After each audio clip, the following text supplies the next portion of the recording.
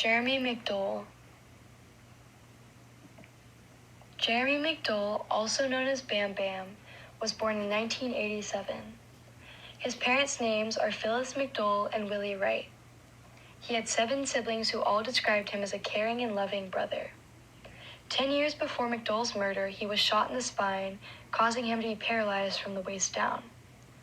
When Christina, a classmate of McDole, was asked about him, she said, "I had my first day at a brand new school. And Jeremy was the first person to walk up to me that day and quite literally wrapped his arms around me and introduced me to all of his friends. It stuck with me for 20 years.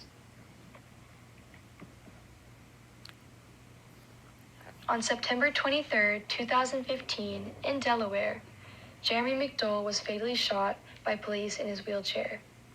He was 28 years old. 4 police officers responded to a 911 call for a man with a self-inflicted gunshot wound. When the police arrived with guns drawn, they demanded McDole to show his hands. He did not comply, and police claimed he reached for his waistband. Seconds after the police made the demands, a police officer shot McDole. The other 3 police officers soon joined in and shot McDole 16 times.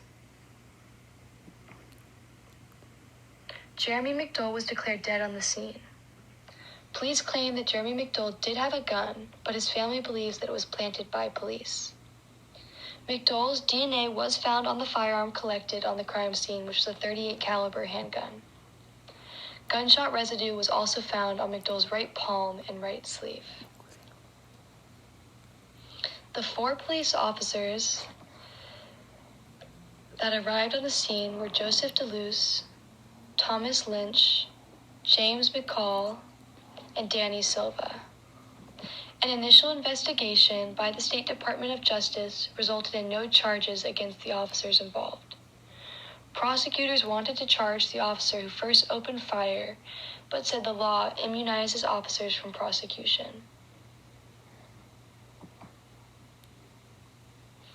In 2017, a federal judge approved the city's $1.5 million settlement with Jeremy McDole's family. His family and others are still fighting for justice. An organization was made in Jeremy McDole's honor. It is called Jeremy McDole's Police Reform, and its goals are to protect Black and brown communities. The organization's main priorities include establishing community response teams, hiring outside consultants to review the police department's policies and procedures, and making sure every officer is required to provide information about community review boards.